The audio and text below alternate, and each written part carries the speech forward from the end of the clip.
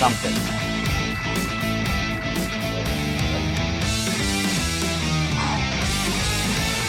All right. Welcome in, everybody, and hello. Hope you're having a great freaking day. My name is Garrett Shumake. You're listening to the Shumake Take. This is episode 3, and I got a couple things we gotta talk about first before we get into the show. So originally, this was going to be I was going to be covering the top quarterback prospects in the NFL draft. For these next few episodes spanning, we're going to be covering the NFL draft, covering the prospects from every position, and for the most part, I don't think I'm going to cover tight ends, although I probably should. In good faith, I'm covering tight ends. In good faith, I need to, but regardless, that's not the point. The point is we're going to be covering NFL quarterbacks today, or quarterbacks going into the draft this year, and then covering new rules of the UFL. We're still doing quarterbacks, but the new rules in the UFL or UFL Preview 1 will be pushed back to another date. Probably Thursday. Maybe I might have to do a bonus episode just for UFL. Because on Thursday we're covering running backs, and then that's going to take a long time. The UFL is going to be covering. By the way, this is just safe to say this is going to be a long show. It had to be pushed back because we got to talk about the L'Jarius Sneed trade. That happened. We have to talk about that. We also got to talk about some of the new rules that the NFL has implemented over these past couple of days that I am not too fond of. And then we'll get into quarterbacks. So this is going to be a really long show. I'm not looking forward to it. But then again, I am excited to get some of my thoughts out for the first time and really speak them verbally outward instead of just keeping them in my head. So that's going to be pretty fun. By the way, we got to get down to business. We got to get into the show. So first things first, L'Jarius Sneed, the former corner for the Kansas City Chiefs, is going to the Tennessee Titans. The trade was for a 2025 third-round pick and then swapping 2024 sevenths. And along with that, he gets a 4-year, $76 million extension, about $19 million per season. And to start, this is a huge loss for the Kansas City Chiefs. L'Jarius Sneed was one of the best corners in the NFL last year, if not the best. I mean, you can look at all of his metrics. You can look at how many yards he allowed against some of the league's top receivers. It's nuts. I mean, he had an incredible season last year, and he deserved to get paid. He really earned it. I got to save that. I don't know how much left. But he's a great player.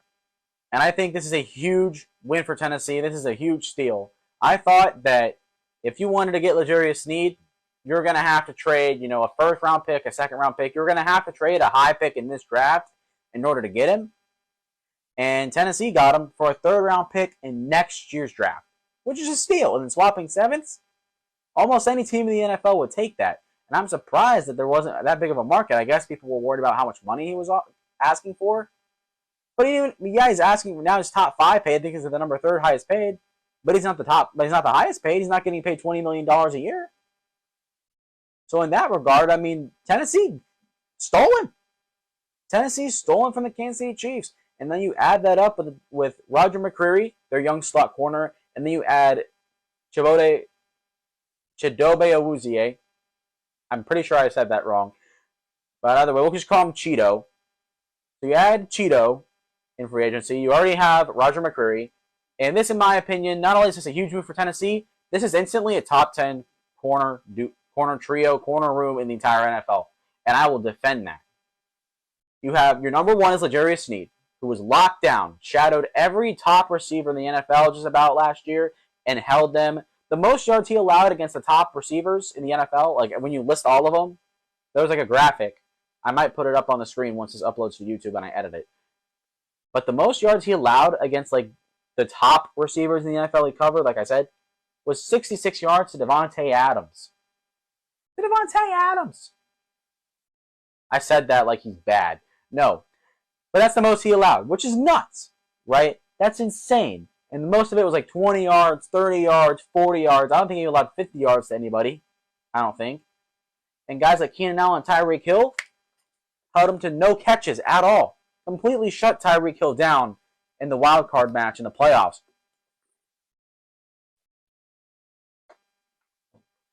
So you get that as your number 1. Your number 2 corner, Cheeto, was a guy who was widely regarded as a solid corner, and a guy who was also regarded as a solid number 1. Right, so you get a guy who's locked down, definite number 1, and you get a guy who was regarded as a solid number 1 as your number 2, and then you have number 3, Roger McCreary, who's a young and upcoming slot corner. And fun fact, there were 4 corners last year that did not allow a single touchdown in coverage. 2 of them are on the same roster, Roger McCreary and L'Jarius Sneed. Last year, the Titans' deep pass defense was so bad, it was awful. It was one of the worst things you've ever seen in your life. And now, quite literally, this new front office, this new head coach, Brian Callahan, they have turned this cornerback room, they've literally turned it around overnight. They went from one of the worst, where your 2 starting corners are gone. They were liabilities over the season anyway, so I didn't expect them to come back. But now, you have a top 10 cornerback room. It's a fact.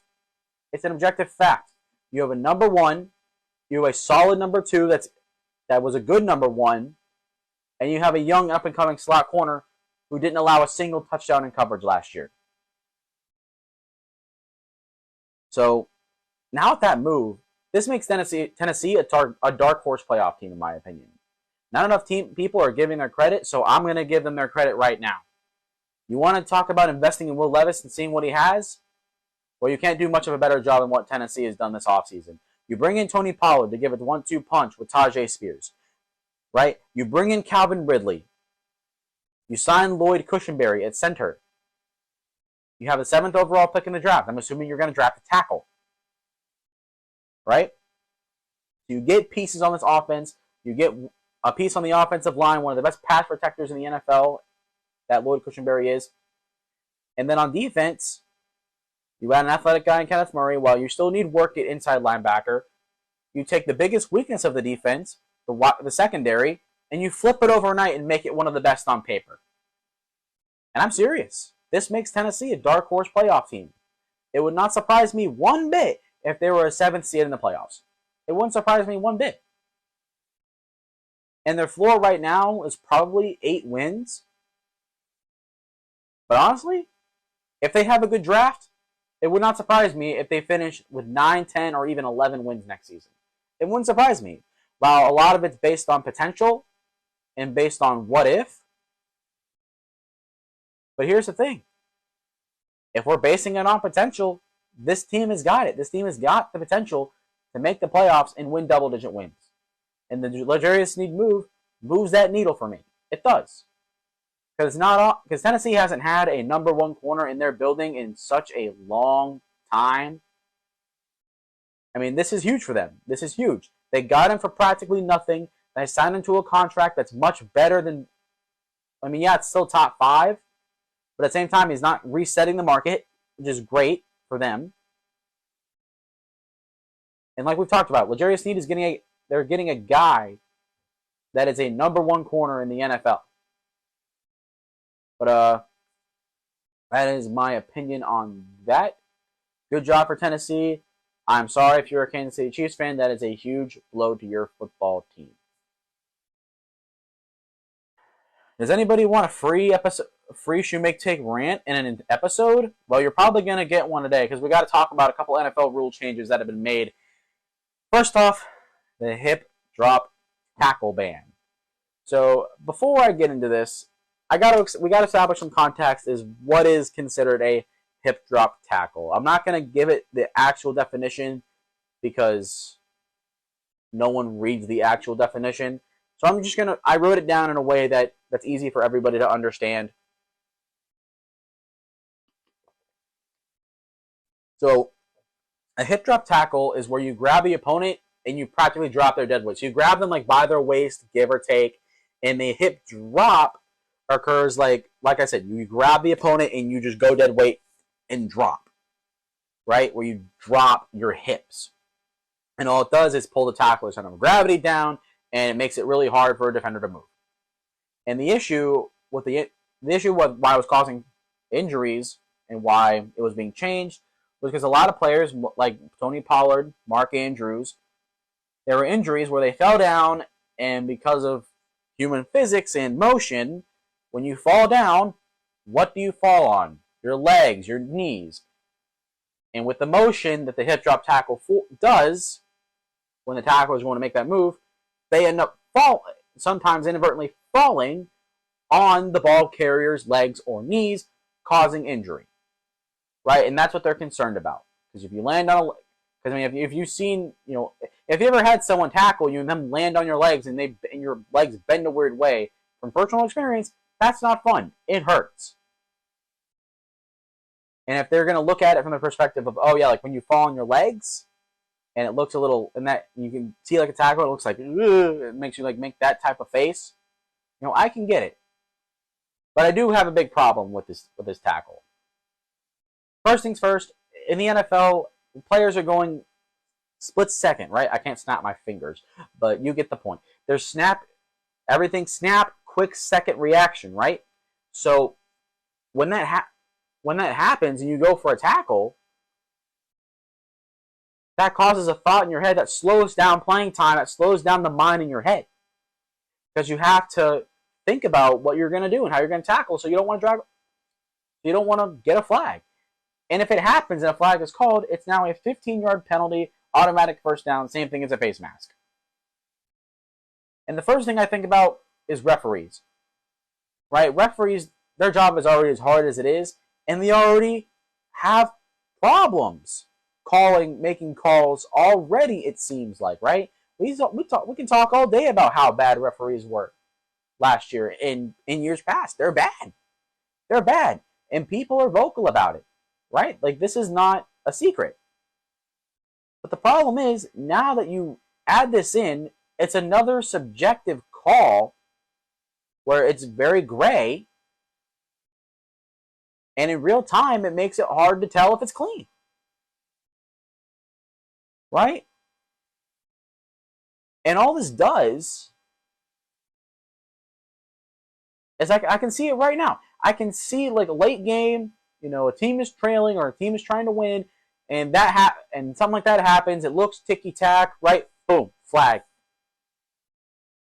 And then it's added onto the laundry list of controversial calls that get made during the season. It wouldn't surprise me if it happened during a critical playoff game. It wouldn't surprise me one bit. But the big thing here, the biggest takeaway from this move, is that defenders get hurt. I shouldn't say like defenders are getting hurt, like physically hurt. No. It's that being a defender in the NFL of any kind, your job just got a lot harder. Because you can't hit high, flag.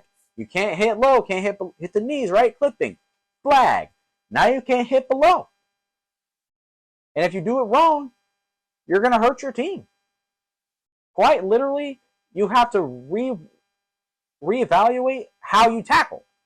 And this is a reason why people consider tackling is a lost art.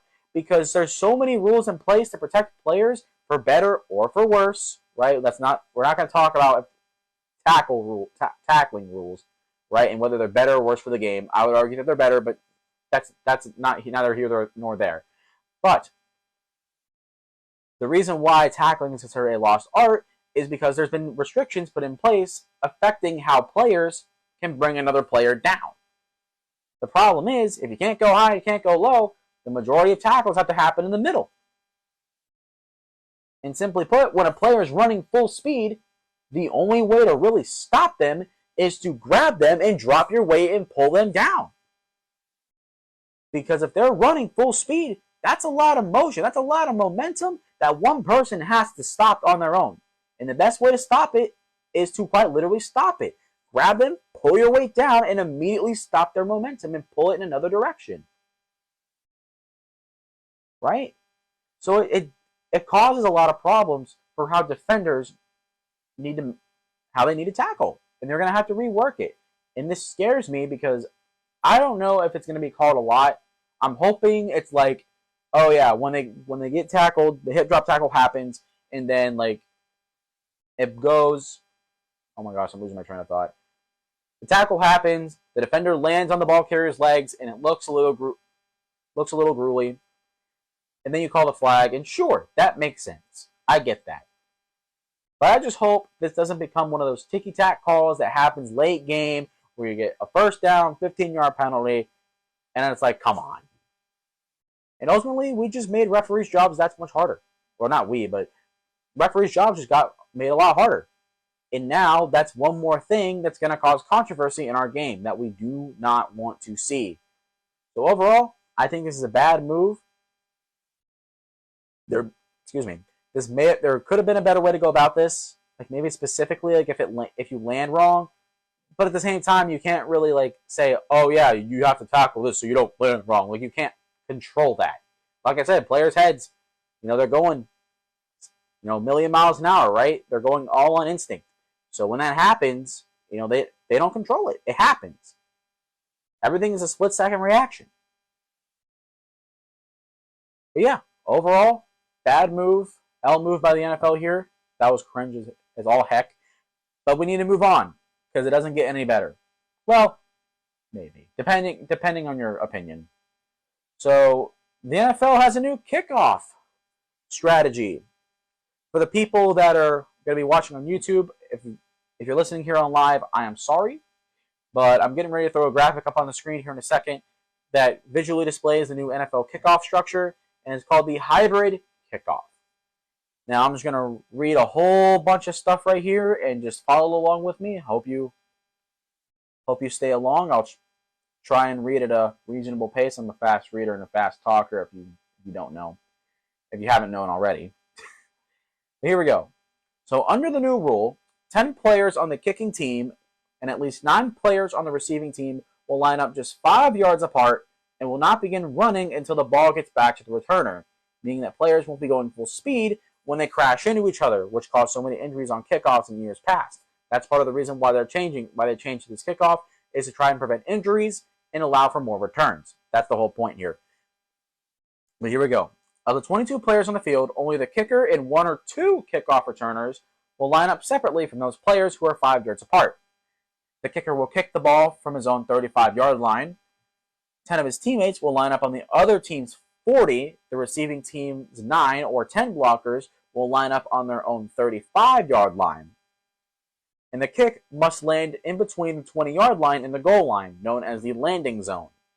A kick that goes out of bounds or lands short of the 20-yard line will be awarded to the receiving team at the 40-yard line. So pretty much, if you kick the ball out of bounds, out of the landing zone, you start at the 40-yard line. A kick that goes into the end zone for a touchback will go out to the receiving team's 30. So instead of a regular touchback, you start at 25, you start at the 30. So other than kicker and returners, no players may move until the ball either touches the ground or is fielded by a returner. Additionally, no fair catches will be allowed on kickoffs, and if the ball is blown off by the tee by the wind, we'll get to that in a minute. Kickers can use a kicking arm to hold it in place. Previously, a teammate would hold down the ball on the tee, but with a team kicking downfield, that's no longer an option. Lastly, the setup zone and landing zone will not change if any penalties carry over into the kickoff. Only the location of the kick will change. And another thing, too, is the onside kick kind of got the short end of the stick here. We'll talk more. I'll elaborate more on it in a minute, or give my take. While this rule likely means the death of the onside kick, there is a rule allowing onside kicks to be attempted in the fourth quarter. A team trailing in the fourth quarter, meaning they're losing, is allowed to attempt one, though they have to announce that they're going to do it before the play happens. Now, the silver lining in all of this is that this rule is a one-year thing, which means after next year, it needs to be reapproved, or the league will go back to before or find something else. And interesting, when the rule was tried in the XFL, injuries were down and returns were up, which is what the NFL hoped to see this year, and the kickoff in the NFL will look different than it has ever looked before. Now, when I was making this script, I said this was dumb and feels like a knee-jerk reaction. I'm not going to say it's dumb now, but I still don't like it. And maybe that's because, no, people are afraid of change. Naturally, they are. But it does feel like a knee-jerk reaction. All of a sudden, oh yeah, the kickoffs, injuries, and now the injury thing on kickoffs has been going on for a while now, but now that the number of returns has diminished a lot, now it's becoming the debates become a lot more prevalent because there's now 2 pieces of evidence that changes the kickoff. So sure. And I get wanting fewer injuries and to force more returns. But not kicking to a returner, it is part of the game. It is part of that chess match. And just like everything else in football, like every other play that's called on offense, defense, it's situation-based. Think about if you're a kicker and you're out there and you have to kick to Devin Hester. Are you going to kick to Devin Hester? No. You're not going to kick to Devin Hester. Are you going to kick to Josh Cribbs? No. You wouldn't kick to them. Because if you kick it to them, they're going to return it and take it to the house for points. And you don't want that. And part of kickoffs are risk and reward. You can either kick a touchback and make the team start out at 25, or you can kick it to a point where you make the returner have to return it, and then all you do, well, not all you do, but you kick it and force the returner to return it because you don't kick it within the goal line. You kick it in field. You force them to return it, and you give your special teams a chance to tackle them before the 25-yard line, hurting the offensive field position. And I get that there's going to be new strategy involved. There's going to be new chess match type of things with this kickoff. Maybe new blocking schemes, something like that. I don't know how it's going to work. But one thing that does bother me is that in the XFL, the average starting field position for offenses was the 35-yard line. That is very far up compared to the average 25, 23-ish that the NFL has. But we'll have to see, in practice, to see, against with the best professional athletes in the world for football, we're going to have to see how it plays out with these guys compared to XFL guys. But if it stays true, offenses on average start out at 35, this is another rule change that hurts defenses. I'm sorry, it severely hurts defenses. Anytime, the closer an offense is to field goal range or scoring range, if you can hear my dog barking, I am so sorry. I don't know what he's barking about. But this inherently gives defenses a disadvantage. Because think about it, you start at the 35-yard line, you got to go 20 yards. And if you're a team that has a leg like Justin Tucker, that's 3 points. You got to go 20 yards, and that's 3 points. Right? Compared to having to go 30 yards. I mean, you take away 1/3 of the struggle just to get points, just to get 3 points. So, I mean, if you make that, so inherently, I mean, we're going to see more points if that number stays the same. I could be wrong.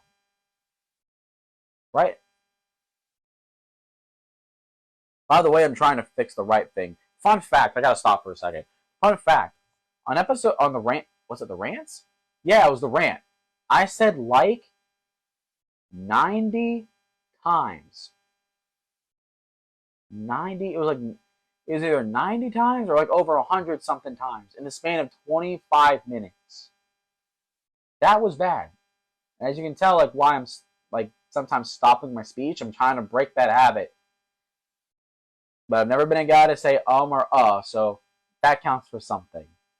But we need to continue. So here's the thing, the 40-yard thing, if you kick it short, if you kick it out of bounds, sure. Starting at the 30, this is nuts. This is honestly nuts. I can see it right now, and we can bet money on the show right now. Of course, no one's really going to see this by the time I record this video. But I hope someone does, because I want someone to hold me accountable for this. If at Mile High Stadium specifically, over the course of the season, if it happens 10 times where a kick flies into the back of the end zone because the wind is so strong in that stadium, meaning that the kickers have less control over how they kick the ball, and if it happens to just go whoop or fly out of bounds or flying back to the back of the end zone because of just the wind, I will get a buzz cut on my head. You heard it right now. I love my hair. I hate buzz cuts. Personally, I don't think I look good with them. And if it happens 10 times, it has to happen 10 times. That's it. In a 17-game stretch. 10 times, buzz in my hair. And you heard it here first on the Shumake Take, and I hope someone hears this, someone shares it, because I want to be able to be held accountable for what I say on this show. Because that's how passionate I am about this game. It's how passionate I am about this rule change, and how confident I am that this is not going to work. I think that the move is interesting at the very least, and I'm open to changing my mind on it, and it could be something good. And I'll say this for a fact, returns are going to be up and injuries are going to be down. That is a fact. It's going to happen. But I worry that it's going to cause negative implications on the game like that. Like the wind, just inherently giving the offense an advantage. But we'll see. We got to get to the worst part of it. The onside kick. When we talk about injuries on kickoffs, when we talk about people not returning kicks, we talk about kickoffs. If you look at those two topics, right? Those two debatable topics, injuries, I should say debatable, but the argued topics. Injuries, fewer kickoff returns.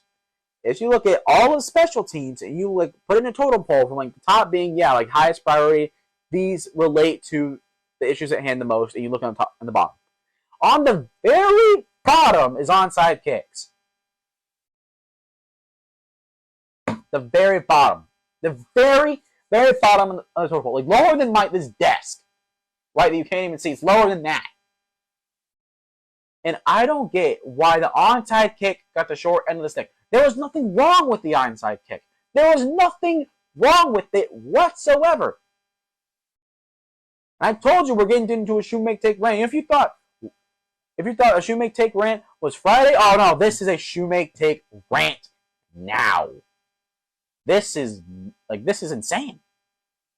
Here's the thing. You're fixing something that ain't broken. It's only allowed in the fourth quarter. Huh? By the losing team. Huh? Only once? I hope that's incorrect, but all the things I found saying that's only once. Huh? And here's the deal. The only time we ever saw an onside kick in the first place was when a losing team did it in the fourth quarter. And you only needed to do it once anyways because they were down by 2 scores. Right? When you actually have a chance to win the game at the end. So that's what people were already doing. So why did you have to make a rule saying that's the only time you can do it? That makes no sense. Excuse me. Oh my gosh. I wasn't joking when I said there was going to be a real Shumake Take rant on this show. Oh my goodness. But as I was saying, this is already happening. That's already a thing. So why do we have to put a rule in place that says, oh yeah, this is the only way we can do it now? It makes no sense. And think about the importance of an onside kick. The onside kick, the whole purpose of it is to steal a possession. It's to steal a possession. Do we not remember the Saints versus the Colts back in 2009? Do we not remember that Super Bowl? Sean Payton calling an onside kick to start the second half, and he recovered it? And today's NFL, that wouldn't be legal. And that's the thing. Onside kicks are a huge risk with a very low success rate. And the whole reason why to give yourself put yourself a better odds was to do it in a surprise. Was to catch a team off guard. You remember the Pat McAfee onside kick where it was like regular formation, he went to kick it, and he practically wasn't really an onside kick, but he squibbed it and then recovered it? You can't do that anymore. Because you have to announce that you're going for an onside kick. Why? If the chance was already low, it was like 5% or something like that. The success rate was like 5%. Now it's lower because now teams are prepared for it and they're ready to expect it. And I'm sorry, if you're on special teams and you get caught slacking, you get caught sleeping from a surprise onside kick, that's your own fault. If you're not prepared for any outcome, that's your fault. That's the whole point of football, is to prepare for anything that can come your way and to be able to adapt on the fly at any moment. That's the beauty of this game. That's the beauty of football, is that it's so complex. There's so many different scenarios you have to prepare for. And if you weren't prepared for something, that was your own fault. If you got beat deep for a touchdown, that's your fault. If you're a quarterback and you didn't see that, linebacker dropping down dropping underneath and picking off your pass from receiver, running over the middle, that's your fault. If you do not prepare and then something bad happens to you because you did not prepare for this situation, that's your fault. And now the one thing that can give a team an edge, the one little hope that a losing team has left late in the game when they need a couple scores to win and they need to steal a possession, is all but gone. If you're down 2 scores in the fourth quarter and there's only a couple minutes left, give or take, you can just say the game is lost. You might as well walk out of the tunnel and forfeit. Because the game's lost either way.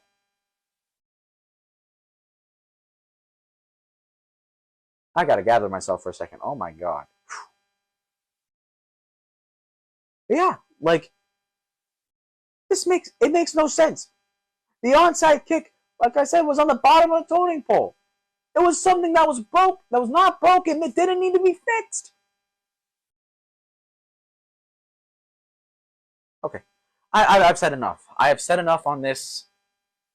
And to conclude it, in totality for this new kickoff, I'm open to changing my mind. I'm open to seeing what new strategies that special teams coordinators will implement, and it will be interesting to see. But I think there could have been, another solution. I don't know what it would be, but I feel like this is a huge knee-jerk reaction and a huge drastic change that probably didn't need to happen. And thank God it's only for 1 year. And it's a trial. If it's good, it'll stay. If it's bad, then either we'll see something else or we'll go back to regular kickoffs. We'll see about that. But we need to move on. Oh my goodness. Woo! We got to talk about quarterbacks. We got to talk about the NFL draft. We got to get into quarterbacks. Something that's actually more fun and exciting, that's not upsetting. Like changing the onside kick. That's so annoying. And it's something that's so minimal too. And here I am. I'm going back into it again. It's something that's so minimal, that's so rare. But it's like a fake punt, right? It's something that you don't see often. But when it happens, it's like, holy crap. Like, they're doing this. There was a game I just happened to just remember in my head. I was watching a former Titans and Colts game years and years ago as a kid. Like 2009. It was 2009. And the Titans successfully recovered 3 onside kicks in that game. They went for it 3 times, recovered it all 3 times. They still got blown out. They still lost the game. But it was interesting. Because the only way to keep... And this is still true today. The best way to counter an elite quarterback is to keep them off the field. And another way to keep them off the field is to go for onside kicks and steal possessions away from the team, from the opposing quarterback. Although it ultimately didn't work, it sucks that something like that this year will not be happening. But I digress. We actually got to get into quarterbacks. So these quarterbacks, I have them broken down. I have like 6 or 7 quarterbacks on this list. The top ones in the draft for me personally. And I have everything down here. I got stats, a summary for my draft analysis, where I think they're going to land, best fits, and then I got strengths and weaknesses. And as I was changing everything around, as you know, the draft and the news started to rumble more, I changed some more things, but I did not change my best fits. So that might be a little interesting, but I'm sure I can probably figure it out on the fly and change it. But we got to get into it. So the first quarterback on this list, we're going to start from the worst quarterback on the list and work our way to the best. Starting with Tennessee's quarterback, Joe Milton. Last year he had 2,800 yards, 20 touchdowns, 5 interceptions, only a 70.4 QBR. And for me, Joe Milton is a very interesting prospect because he's this draft version of this rare physical specimen. Very reminiscent to me of Malik Willis and Anthony Richardson. And what I mean is that this is a guy who is just a rare, like I said, rare physical specimen. He is 6'5", 235 pounds, very athletic. He's not as athletic as Richardson or Malik Willis, but he's a guy that if he went to the right situation, he does have a high ceiling. But with that, he does have an extremely low floor. And his speed for his size is also rare. While it's not, like I said, it's not the best, like Richardson or Willis, he still has a little bit of wheels. And he can run around, buy time, extend the play. And I remember the first game of the season, if you watched, he took a linebacker or a corner, either way, he stiff-armed him standing upright, not even low in his body, upright, and then pushed him down. Like, that's an insane play from a quarterback. But ultimately, his mechanics and his ability to manipulate safeties, read coverages, all the X's and O's parts of playing quarterback, they're very inconsistent and they're lacking. He is a great leader, though, that stands for something. Being a good leader always stands for something in my book. And his talent could be something if he goes to the right team. But ultimately, I believe he's going to be a guy after a couple of years who will end up being a quality backup in the NFL. And with that being said, I think Joe Milton, at the very, very best, he's going in the fourth. At the very best. I think he's going in the fourth or the fifth. I think he can go into the fourth just off of his arm talent. We'll get into that here in a minute. But it's either going to be fourth or fifth. Because his arm talent is good, I would argue that it's the best in the class in terms of how strong his arm is. But some of his mechanics and his ability to, like I talked about earlier, it's just lacking. It's way too inconsistent. Although there was like an interview recently where he talked about how he's a smarter guy than people give him credit for because he played in a pro-style offense in Michigan. And that does stand for something too. I mean, yeah, he didn't do well at Michigan, that's why he transferred to Tennessee. But it does stand for something. But I skipped best fits.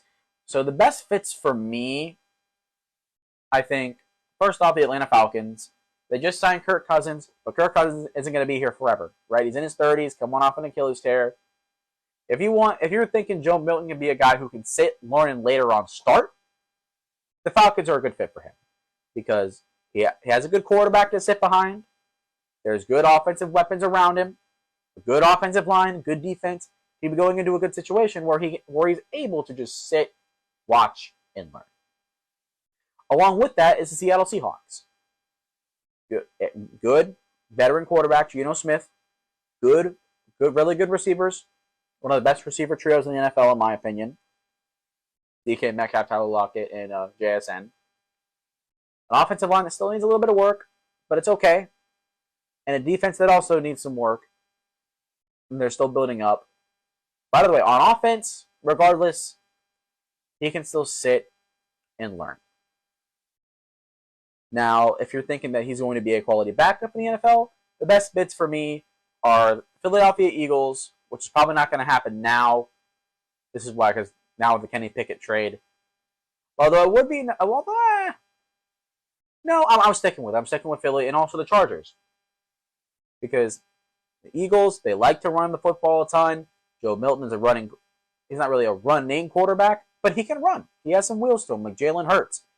So it's a good fit. They're very similar quarterbacks in that sense, in very general molds. And the Chargers would fit because Joe Milton has a cannon for an arm. And he's worked with Jim Harbaugh before, so that's something that's a little connection that could work, I guess.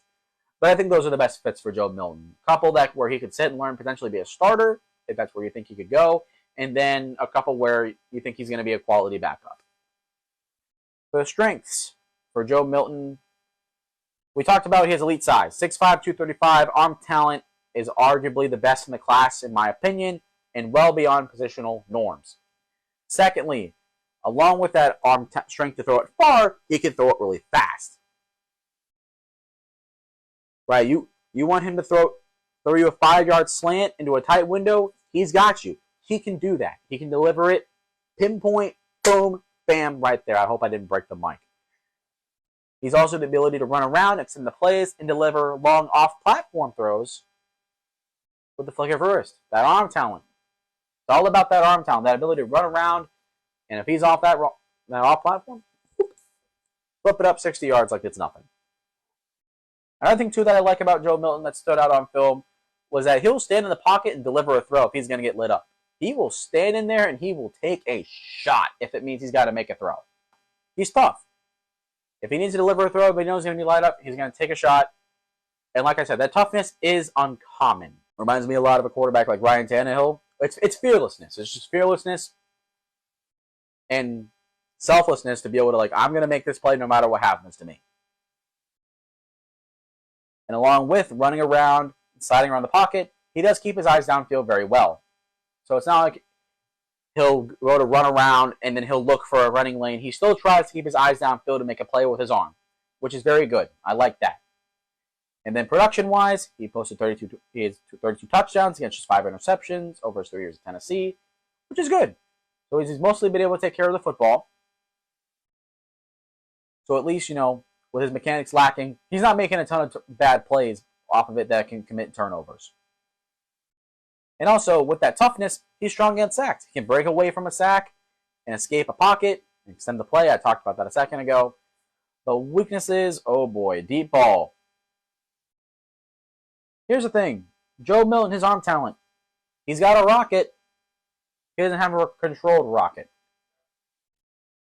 He doesn't have that thing where, what's the thing in, thrust? He can't control the thrust. It's just max at all times. I'm pretty sure that's right. I don't know. Go ask Josh Dobbs. He's an aerospace engineer.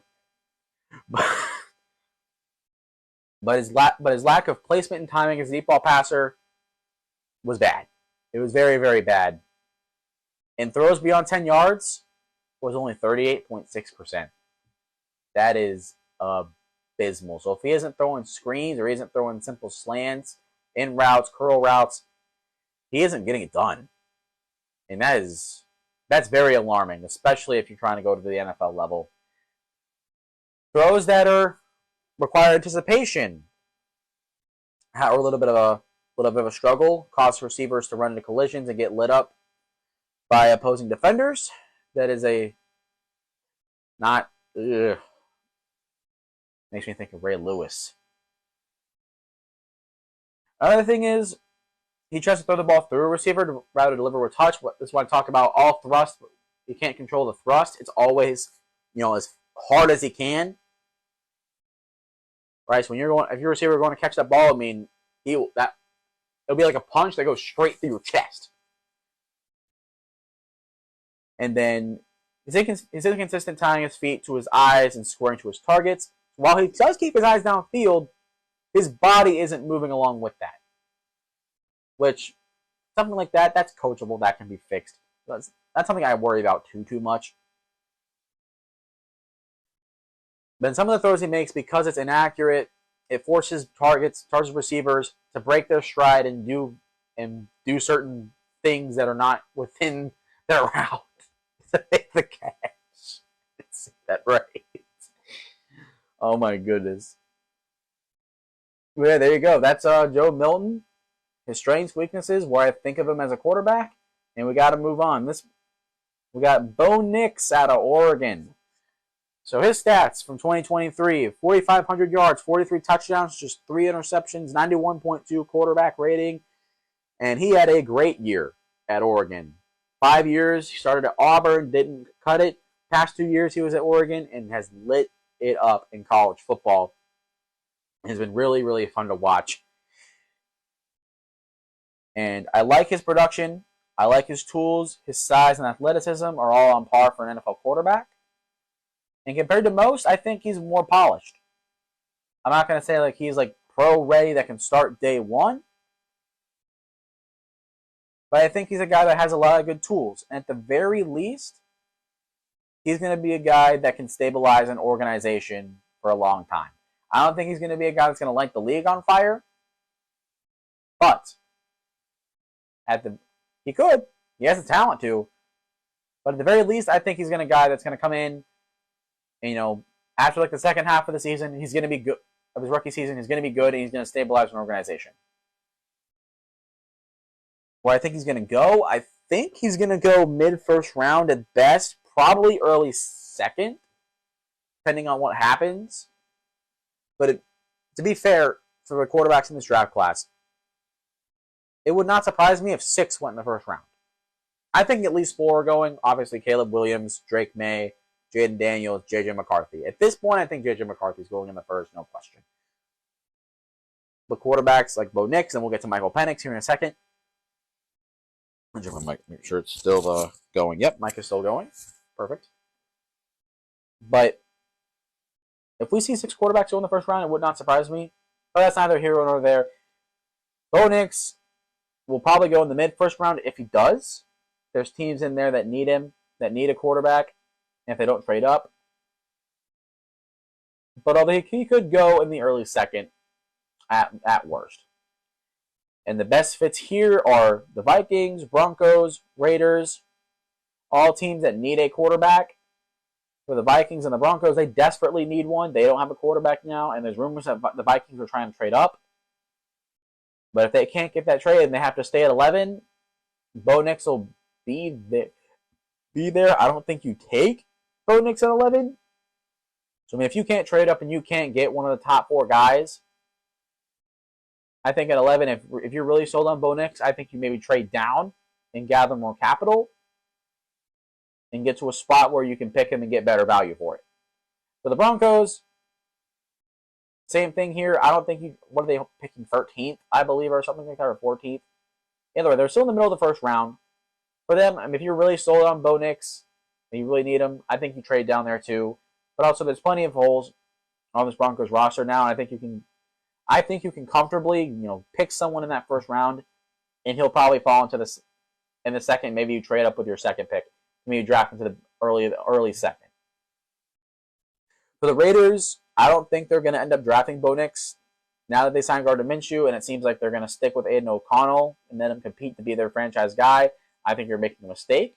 Although Aiden O'Connell played last year, it's just his ceiling's not as high compared to other quarterbacks in the NFL. But we'll see. It wouldn't surprise me if they drafted Bo Nix.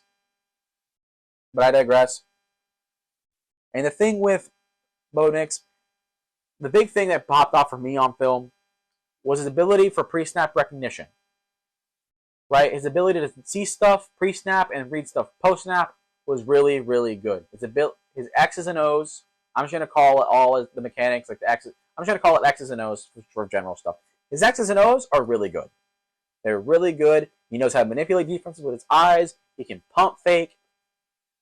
Showing through here. He can work through his progressions, find what he likes. He can generate a lot. His arm talent is pretty good. Generates a lot of velocities, releases pretty quick. I like that too. And also his ability to run around and extend the play is pretty good too. And a good throw on the run as well.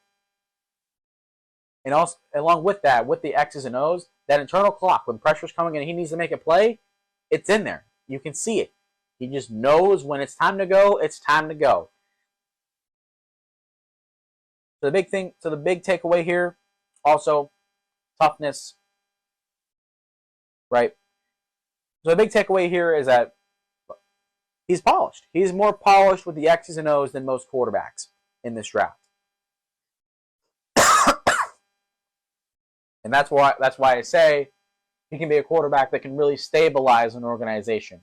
That's what I see Bo Nix being.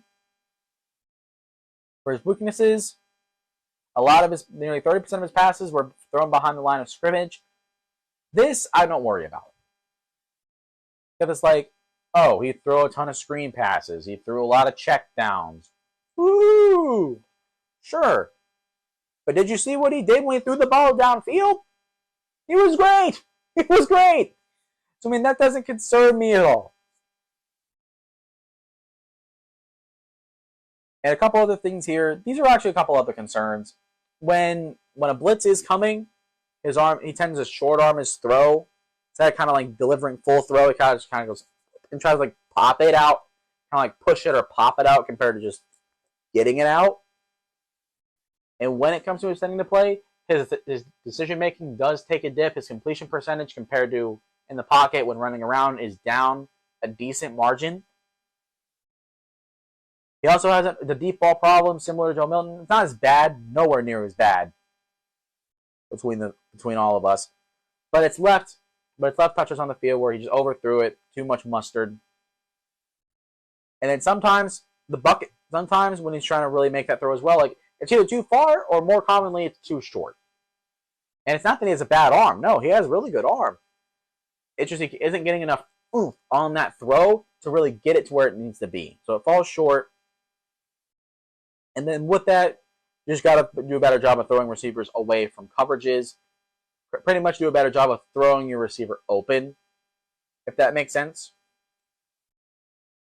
My evaluation of Bo Nix, I'm going to say it for the third time.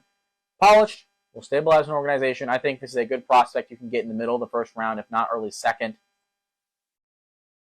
And I think he will be a really fun quarterback to watch here in the second half of the season.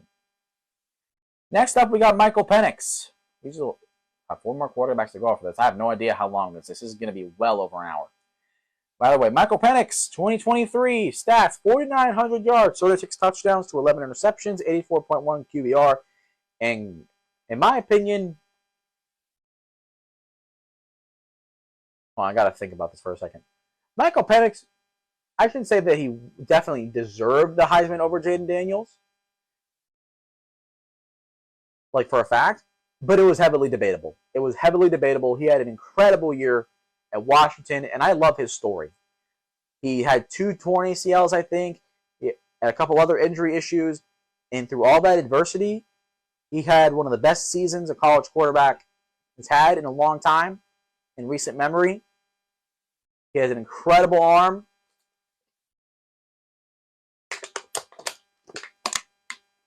And you got to thank a lot of it to Caleb DeBoer, who really built that Huskies offense to really maximize his talents, which was nice, which is really good for him. And like I said, his injuries are a major concern. Multiple torn ACLs. It was shoulder issues. They are worrisome, but if he can stay healthy, and also his medical exams at the combine, they were all clean. They were all good. So as long as he can stay healthy, I think he's going to be a great quarterback in the NFL. He has the potential. He has the talent for it. And I think he's going to go in the middle of the first, like Bo Nix. Although his injury history could shake off some teams, so I think it's more likely he'll go to the second. Although I'm leaning more towards the first. Teams that I think are the best fit. I think Pittsburgh could be a good fit. Because, I mean, I know they have Russell Wilson and Justin Fields. But I think Michael Pennix, with a lot of talent, a lot of arm talent, can really probably get the best out of George Pickens. And really, maximize like the verticality of an offense compared to Russ or Justin Fields. But another team, the Seahawks, are there too. The Rams. You think about the Rams going to Matthew Stafford, another strong arm quarterback that's getting older, might call it in here in a few years. Let Michael Pennix sit and learn, and then learn under Sean McVay. You get to work with Puka Nacua, Cooper Kupp. That sounds so much fun to watch. Imagine that. Imagine like a younger Matthew Stafford in today's offense with Sean McVay. That sounds so much fun. And I can see that with Michael Pennix. I don't think the Rams got a first-round pick this year. I could be mistaken. But I think if the Rams are really sold and they want to take a shot, then I think they can do that. I think they most certainly can do that, and I would not bat an eye a bit. And another one, I think, would be the Tampa Bay Buccaneers. I know they just, like I said, I know they just signed Baker Mayfield, and he's probably going to be there for a long time. But if you want to take a shot on a guy that could be your franchise, I think Michael Pennix could fit, be a backup for a couple years, let Baker go, and then he can take the reins. Although it seems more like Baker's looking to stay there for a really long time, and I hope he does. He deserved it. He had a great year last year, Baker did. But Michael Pennix does have a high ceiling. And I think you go with an experienced team, an experienced roster like Tampa has, I think you bring him into a good situation. His strengths. His hands are ginormous. He controls the football very well. When there's pressure, he knows how to sense it. He sees it coming up pre-snap. He knows how to step in the pocket and deliver a throw. His drop back to his release is very quick. It's very snappy. Exactly what you want in a quarterback. When he needs to move around, he can slide from pressure and reset really well. Great arm talent. Already talked about that. He has a good variety and be able to drive throws. Really can put that oomph on it, but also has good touch as well. So he's really good in arm talent in that regard. And he was only sacked 31 times over 1759 career dropbacks. So he doesn't get sacked a lot either. So he knows how to take care of himself as well. But some of his weaknesses, we already talked about the injuries. Over the final 11 games of 2023 season, he posted only 20 touchdowns and 9 interceptions, so his production dropped compared to the beginning of the year. Another thing here is he's heavily reliant along his receiving talent to win jump balls. He doesn't really throw them open all the time, but at the same time, when you're throwing to Rome Odunze and Jalen Polk, of course you're going to throw a lot of balls to those guys where you expect them to go up and win 50-50. Of course you do. You throw up to Rome Odunze, he's going to lost somebody. Ow, my neck just popped. So, I mean, it makes sense. Makes sense to me. But if it happens, but you do need to be able to throw receivers open where it's not a constant issue. Because in the NFL, corners will bat that stuff down. I almost said the wrong word. Will bat it down. They'll break up the pass, intercept the pass. So in that regard, yeah, it needs to be turned down. But at the same time, if you're in college, you're throwing up to Rome Odunze against like a finance major. Every day of the week, you're throwing it up to Rome. But when it comes to throwing outside of the pocket, well, he can move around in the pocket pretty well. But when it comes to extending the play and going outside, his production kind of plummets, which I don't like. But overall, he's a guy who has a lot of talent, and if you get him in the right situation within the structure of an offense, he will light the league on fire. I should say he will.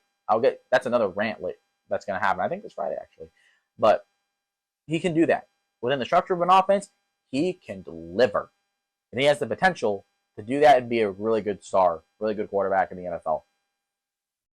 But we got to get to our top 4 guys. Number 4, Drake Maye. Ooh, shocker. Drake Maye, number 4. Not actually. If I said that a few weeks ago, yeah, I'd probably get a little bit of flack. But now, we'll see. In 2023, he had 3,600 yards, 24 touchdowns, 9 receptions with a 79.3 QBR. And he reminds me a lot of Justin Herbert. Very elite physical specimen, great arm talent, and that fearless gunslinger mentality.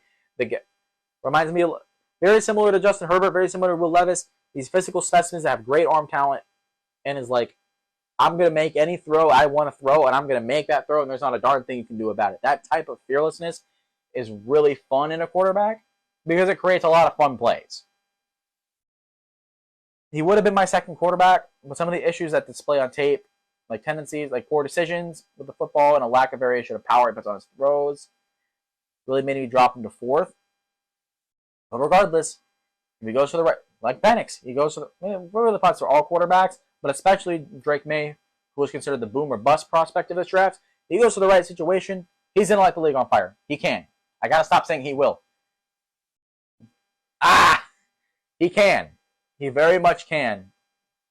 And he was so much fun to watch at North Carolina. Where I think he's going to go, I think he's going to go, he's going top 3. He's going top 3 for almost certainty. Definitely he's going to be drafted by New England or Washington, in my opinion. He will be gone. By then, he will be gone for a fact. His talent, his upside is so high, and I think if you get the best situation, you get a veteran quarterback, let him sit for a year. Year 2, let him take off. Really, spend the money, build around him, and let him go, and let him cook. I think that'd be the best situation for Drake Maye, because you get the best of both worlds. You get to invest in him. You get a really talented quarterback, and you really get him. You let him sit and learn behind a really good veteran, whether that be Jacoby Brissett in New England or Marcus Mariota in Washington, and really just let him learn. And with that being said, his best fits for now are Washington and New England, because that's where he's going to go, either or. So strengths. 2 years of starting experience, still very moldable. He was a team captain, prototypical size and frame, that leadership. The ball comes off of his hand with tight spiral, great velocity, good arm, talked about with good arm talent. Can expedite operation time and release when pressure closes in, so he can make a little adjustment, he can make those little moves, and just buy that little bit of time needed to make a throw, if needed. Can make multiple arm angles, showing off more of that arm talent. We also talked about his fearlessness. He can go, he'll make a throw, and if he thinks he can make a throw, he's going to throw it. If he thinks he's got it, he's going to take that shot. He can climb a pocket quickly as well, and the discipline to continue looking for targets. He also has the mobility to slide out of the pocket and get some needed yards. And by the time, it's not super great, like a Mahomes, for example, or like Caleb Williams, who we'll get to in a minute, but he can do it. He reminds me a lot of Will Levis and Justin Herbert. Those are the best 2 comparisons that you can probably make of him, because he plays almost exactly like that, from what I've seen.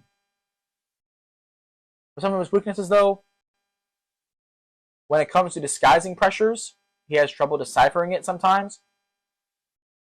And his entire throwing motion is it's not consistent. It creates inconsistencies in his accuracy, and that created a lot of plays where he just threw the ball into the turf, and receivers had to reach down and try and get it. And when it comes to stuff like crossing routes and RPO, a lot of those throws that are more anticipatory, throw the ball behind the receiver, was not on time. And it's been shown when receivers are covered and things aren't clear at the start, his play does tend to get a little muddy. You can tell he gets a little confused.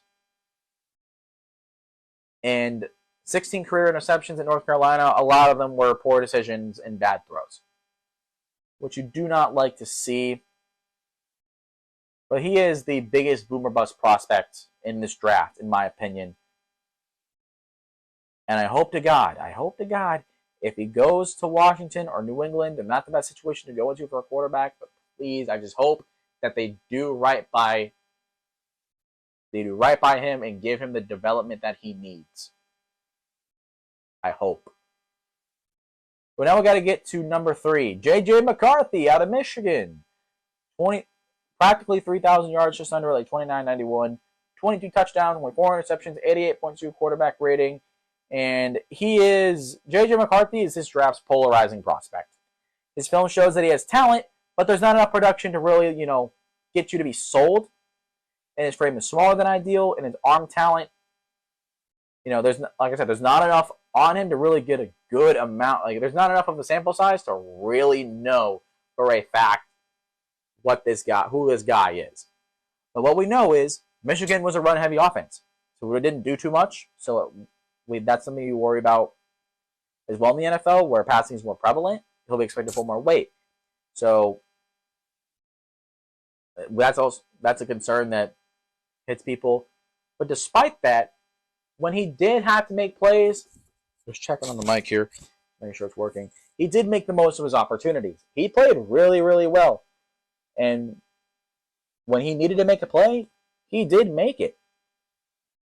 And his experience within a pro-style offense will also give him a major boost, where I think he could probably start day one. compared to most quarterbacks.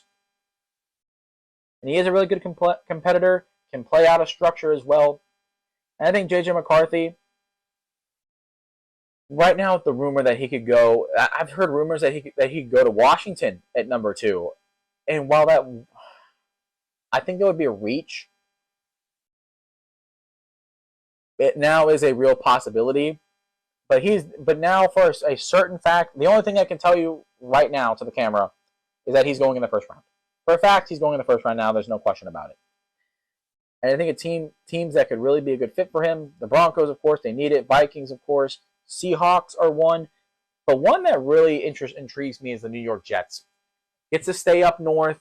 Gets to stay closer to home. And he gets to sit behind Aaron Rodgers. And we looked at a few years sitting behind Aaron Rodgers. Aaron Rodgers, they want to play 3 more years. Hypothetically, if he plays 3 or 4 more years, which I doubt, they'll say he does. You draft J.J. McCarthy. Let him sit and learn behind Aaron Rodgers. With that offense, on paper, offensive line has to be good. If offensive line is trash, I don't know what to tell you. Regardless, imagine J.J. McCarthy getting to sit behind Aaron Rodgers. That sounds a lot of fun. Because Aaron Rodgers is one of the best throwers of the football we have ever seen. I think J.J. McCarthy, who has a lot of good mechanics, that could be really fun. That could be a really, really fun place for J.J. McCarthy to go. But his strengths, you can tell he plays with a chip on his shoulder. You can tell he's a really good competitor. He has plenty of experience working under center in that pro-style passing offense like I talked about. He won't hesitate to slide around the pocket and find new areas to throw when the pressure is coming. He knows how to locate. He knows how to throw in tight windows against zone coverage. The X's and O's are really good there. He can make really good oomph throws where you need like a 5-yard slant. Boom! He can get you there. When it comes to rollouts, he can deliver the ball smoothly with the right touch. In scramble mode, he's pretty good at it as well. And overall, he's one of the draft's most efficient quarterbacks operating out of structure. And also, that toughness, he has the toughness to deliver throws when taking a hit. And as a runner, he'll fight for extra yards. But some of his weaknesses, when it comes to going through progressions, he can get stuck on his first read. It's a little sluggish. His arm strength, from what we've seen, is modest. But at the same time, his delivery, that windup on his arm takes a long time. But I think if you can shorten that, you might be able to get a lot more talent out of him. Because, I mean, at the Combine, he threw like over 60 miles an hour. It's like one of the highest miles per hour throw quarterback things. You know what I mean? When he threw the ball at a target, it was one of the fastest balls we've ever seen in the Combine. So we can definitely put some zip on it, at the very least. And the ball placement on his tape allows his completion percentage on the stat sheet. I don't worry about that too much, honestly. Because, I mean, he still made the throws. Whatever. It's something that's going to be coached. It can be fixed. It's something he has a tendency to throw the ball behind receivers. And he can make defenders able to turn and challenge on the ball. But, so it's just issues with timing. And when it comes to scrambling and his escapability as a runner, it's average. But when it comes to operating out, either way, he's still good at it. Although he's not the most athletic guy, he can still make it happen. And J.J. McCarthy is a guy who's going to start day one, I think. And I'm not going to say he's going to be a competitor for Rookie of the Year. But I think he can show some flashes.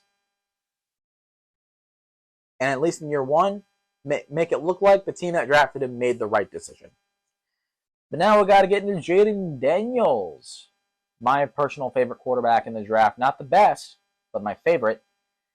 2023 had 3,800 yards, 40 touchdowns to only 4 interceptions, 95.6 QBR, but also added a little over 1,100 rushing yards and 10 rushing touchdowns. And this man was fun to watch. I mean, he won the Heisman Trophy for a reason, right?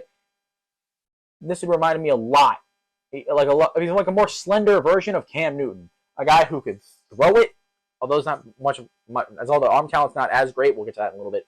He can run around. I mean, he can do it all, practically. He can run around, he can throw the ball, and he was electric. And having Brian Thomas and Malik Neighbors as your number 1, number 2 receivers is also great as well. And every team he went against, he was a game wrecker. But here's the thing, as a passer, for a dual threat quarterback, his ability as a passer, the ability to stand in the pocket, go through his progressions, and make the right read, it's farther along compared to previous prospects that have come around like him, like Malik Willis, like Anthony Richardson, like Joe Milton, I just talked about a second ago. His ability as a passer is much more polished compared to other dual threat quarterbacks, like I said, that have come out in recent years. He is a more short to medium thrower. He has great anticipation and footwork. His deep ball does need some work, and his slender frame is a little bit concerning with how much he ran at LSU. That could, against better competition, heavier competition in the NFL, that is a concern. But I think Jayden Daniels will be a starter day 1. I even put it in my script saying will or can't. The thing with will and can. I don't like saying this player will do this or will do that, but it would not surprise me if he was Offensive Rookie of the Year. It would not surprise me. I think he has the potential to be that in his first year. And I think Jayden Daniels is going top 3. And while I don't like him going, while he's going to go there, I don't like him going to Washington. I don't like him going to New England because I don't think they're the offensive. I don't think they're going to defensive head coaches. And I don't think they're going to get the best out of a dual threat quarterback. But the fit that I thought would be the best would be Atlanta because, Kyle Pitts, Drake London, Bijan Robinson, Tyler Algier, Same reason why people thought Justin Fields would go to Atlanta, because it's a great fit. And obviously Atlanta's not going to draft a quarterback this year, at least that high. But I think that's where he'd be the best. And who knows, maybe with the 8th overall pick, maybe Atlanta gets a little antsy and decides to pull that trigger. I highly, highly doubt it. But I think that would be a good place for him to go. They're going to be really fun. But he's going to go to Washington. He's going to go to New England. And if any of these other teams trade up, the only one that's rumored is Minnesota. Even then, that's not going to be that great, in my opinion. Yeah, you get to work with Justin Jefferson and Jordan Addison. Yes, Addison. But the running game's not great. But it could be something to think about. But his strengths, really, we talked about his ability as a passer is much more polished. His command of the offense was incredible. You could tell he was recognizing pre-snap pressure. He was knowing when the blitz was coming. And he made audibles. He made sure everyone's on the same page, setting up protections. He would go through all of his progressions with good timing, good rhythm. And he was willing to stand in the pocket, plant that foot, and deliver a throw when he needed to. And when he moved around the pocket, his form didn't change. It was very consistent, and it stayed true to the good form that it is. And throughout the off seasons, he's really made it a good effort to work on his footwork to prioritize his footwork. And you can tell it is good. It is very good. And he has the running talent to turn scrambles into back-breaking plays for a defense, to where you may be right and he'll still make you wrong. He can throw with anticipation well, and has a speed to keep defenses honest when it comes to certain concepts. I mean, he has very, very, very high potential, and is much further. Like I've talked about it, he's much, much further along than other quarterbacks before him, and that's why I think he is so talented. Why I think he has such a high ceiling.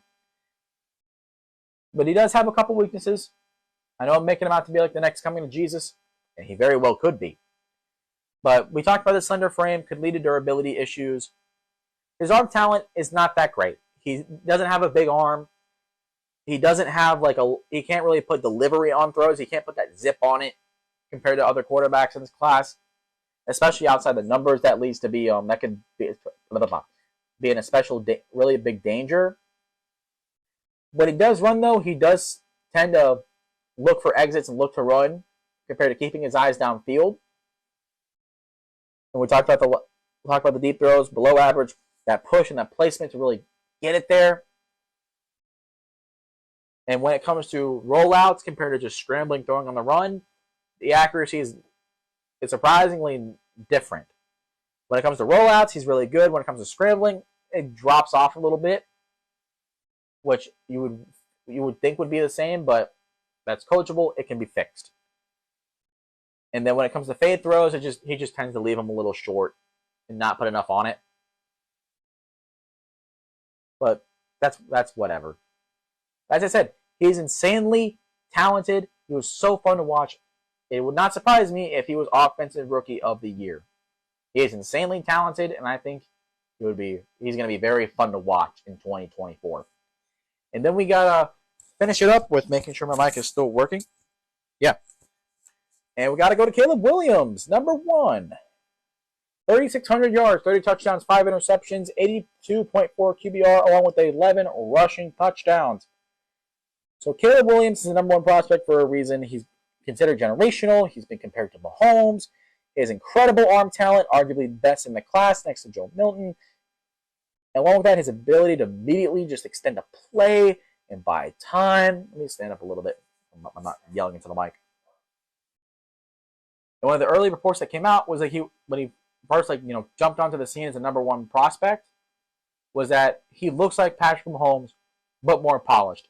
And you can see it. Although I do have concerns with how he does it, because he tends to play hero ball a lot, and it is not like to play within the structure of an offense, it feels like, as much as he should. But if he gets the right coach and goes to the right situation, and he gets to learn that self-discipline to play within the structure, there really could be no limit to what he could do. And draft placement, going number 1 in Chicago, no question. We're not going to talk about that anymore. We're going to move on. Best fits. And you can't really say the best fit. I guess the best fit is Chicago, because that's where he's going to go. But realistically, there's a lot of teams that could use him. Because any team that the only place that he doesn't have a fit is for teams that already have a franchise quarterback or think they do at the very least. But his strengths, that ability to run around and extend plays with a bad USC defense, he kept his team in games by himself. He was able to put the team on his back and deliver. He was able to do that with really good production. A lot of X's and O's stuff, his rapid fire transition to fake to throw in RPOs was really good. He has a really twitchy release, which generates a lot of velocity on throws. And he's able to put enough touch on it to challenge safeties in certain spots and really throw receivers open. And he's able to reset himself in the pocket to get a better throwing angle. He can throw it from all angles. And compared from 2022 to 2023, he got much better as a deep thrower. And his touchdown to interception ratio in the red zone was 46-1 over the past 2 years. And that's something you really love to see. If you're productive in the red zone, you're going to have a job in the NFL. If you're a quarterback that can get it done when you need to score, you got a job. And when he leaves the pocket, he keeps his eyes and his arm alive, keeps his eyes downfield. And he has a sixth sense for pressure. He really has a sixth sense to feel the pressure. His eyes in the back of his head, practically. And we talked about his ability to escape and extend the play. But some of his weaknesses, though, we talked about hero ball. When playing within the structure of an offense, sometimes he'll try and make bigger throws downfield instead of just taking the scramble yardage. Hero ball. And when it comes to working through his progressions, sometimes they become sticky and a little sluggish. His eyes. He has to throw with more better anticipation and timing, I think. And then he'll throw in the move compared to just standing in the pocket and just climbing up and stepping in, making the throw. One of those hero ball things. I mean, that's a lot of his weaknesses. Is just that if he can really get that honed in, if a coach can hone that in and make him play within the structure of an offense and play controlled, he's going to be a beast. I think Chicago is making the right move, drafting Caleb Williams. He's going into a good situation on offense, better than most people, better than what you would expect going to the Chicago Bears. We got a couple really good receivers: Keenan Allen, DJ Moore, Khalil Herbert, DeAndre Swift at running back. a young offensive line with a couple good pieces, and a defense that's still needs a couple pieces, but could be enough. It could be enough. And I can't say more enough that Caleb Williams more than likely can be Offensive Rookie of the Year. As of right now, he's probably the favorite, but we'll just have to see. That's much later in the year, but that's going to do it. We made it through it. We talked about L'Jarius Sneed. We talked about the rule changes. We went through the top quarterbacks of the draft. Thursday, we got to go over running backs. It'll be much quicker, so I'll probably talk about the new UFL rules there. Probably. We'll see. But that's going to do it for me. My throat made it. We lived. Hope you all enjoyed. Woo! Man, I am hyped that I went through that. That's fun. But yeah, thank you guys for watching. Hope you enjoyed, and I will see you in the next one.